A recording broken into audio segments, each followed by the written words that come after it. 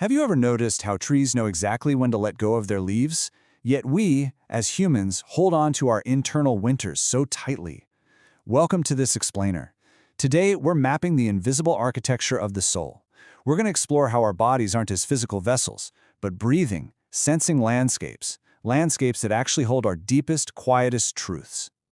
I want you to pause for just a second. Let this thought settle like fresh snow.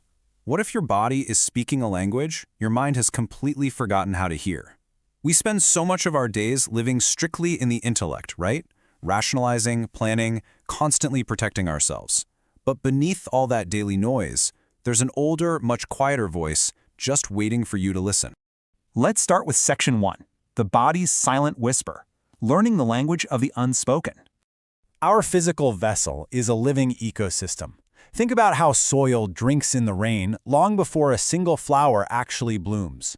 In the exact same way, our bodies absorb our unmet needs, our hidden fears, and even our unexpressed joys. And here's the thing, when we refuse to look at our inner reality, the soul doesn't just give up.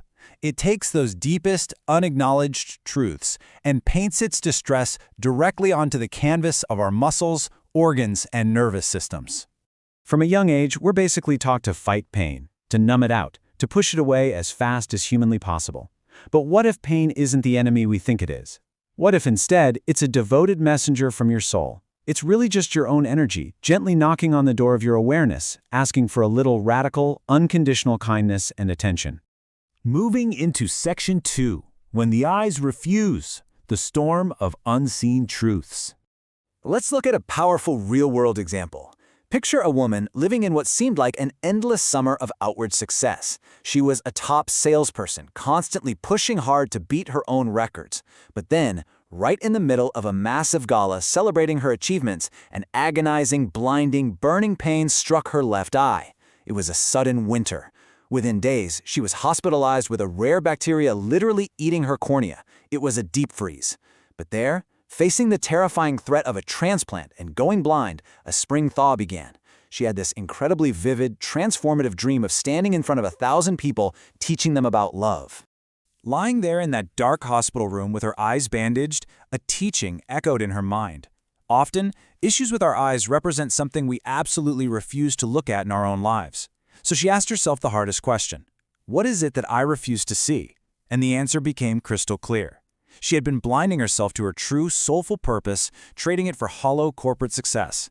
And the second she aligned with that truth, her eye began to heal. It healed so miraculously, in fact, that her doctors were completely astounded. What they didn't know was that she had secretly flushed her medications down the drain. She made a choice. She stepped entirely away from that high salary, the big car, that golden cage of outward perfection. She decided to honor the terrifying yet brilliant light of her true calling.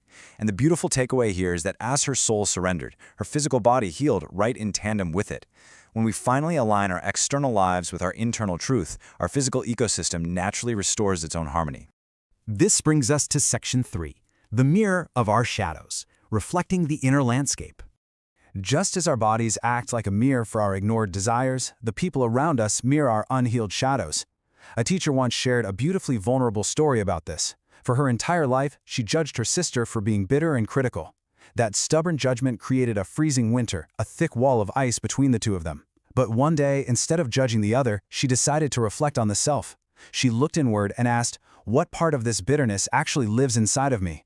What part of my own shadow is begging for immense, radical forgiveness? To do this, she had to completely suspend her ego's harsh, protective judgments. Instead, she welcomed that shadow in, treating it like a wounded, exhausted friend. She learned to just hold space for the dissonance without frantically trying to fix it. By simply observing her inner reflection with immense benevolence, something incredibly profound began to shift. And here is where the miraculous thaw happens. Doing this invisible, internal work completely shifted her external reality. It sounds like magic, but it's really just the physics of human connection. Exactly 1 week after she silently performed that act of forgiveness within herself, her estranged sister called her out of nowhere and invited her to dinner. And when she showed up, that same sister, who usually complained about ever using her nice things, had set out her absolute finest porcelain and crystal.